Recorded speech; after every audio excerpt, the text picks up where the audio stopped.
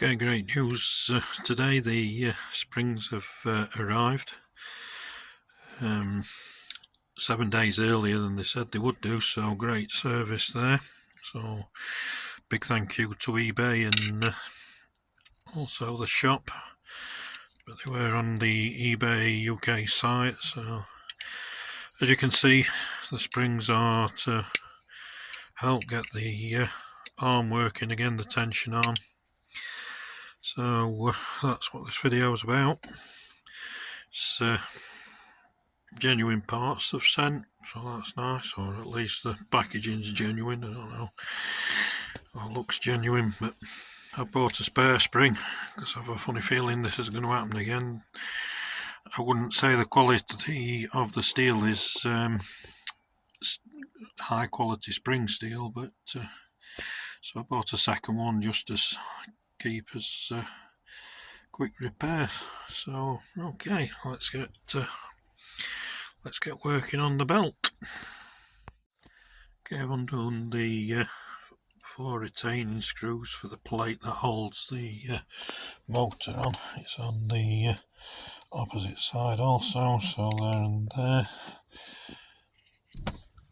And the motor should now just slide down and off. It's hanging by the wire, so I can't pull any further than that. But you can see now that I've got all the access to all the mechanism, the tensioning arm, and the belt is still on the main wheel. So the next step's to undo this and put the new spring in.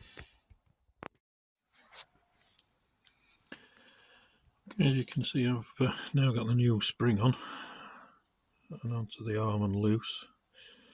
So I'm just going to now, the next step will be to put a little bit of thread lock in the bolt hole there.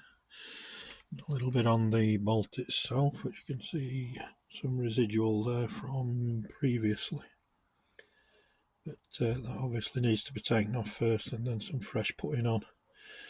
And then it's just a matter of locating the other part of the spring clip into that hole.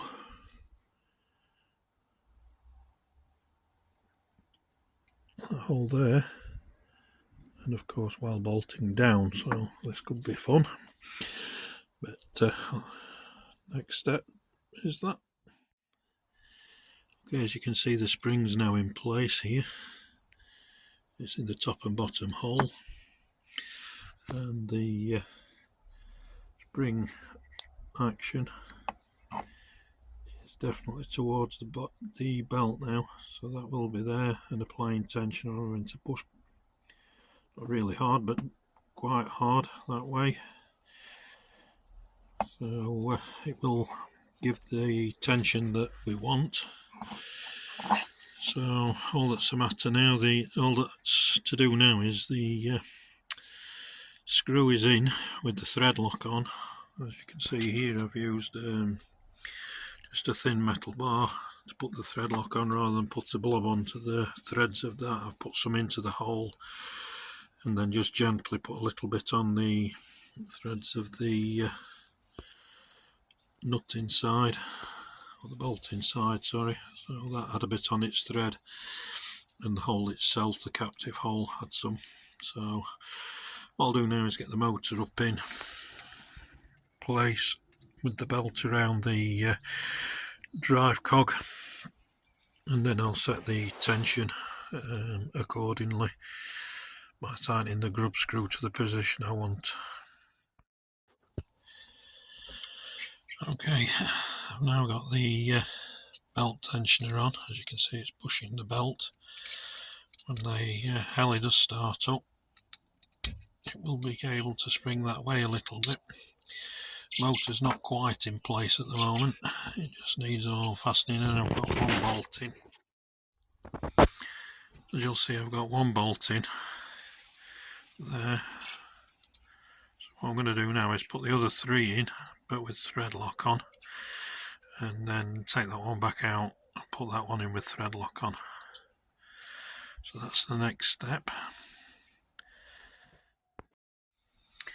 Okay, that's all the 4 bolts back in place, both side, and they've also got some blue thread lock on, so they can be undone again in the future, but hopefully don't come off during operation. As you can see, the belt tensioner is definitely the right way now, so just let the thread lock set and we'll have a go at spooling it up.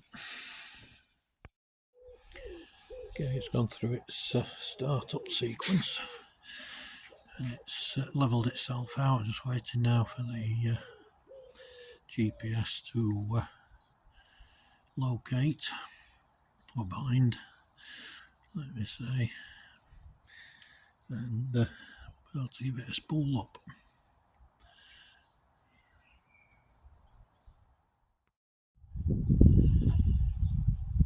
Okay, we've found the GPS as I found, and we've got a solid green now, so it's just a case of putting the sticks into the corner, the flashing green, and we'll put run on.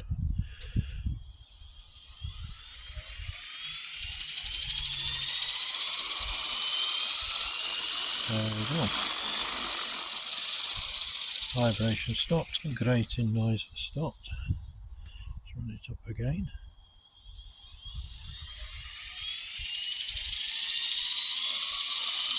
Much better head speed. And we're ready to go for flying.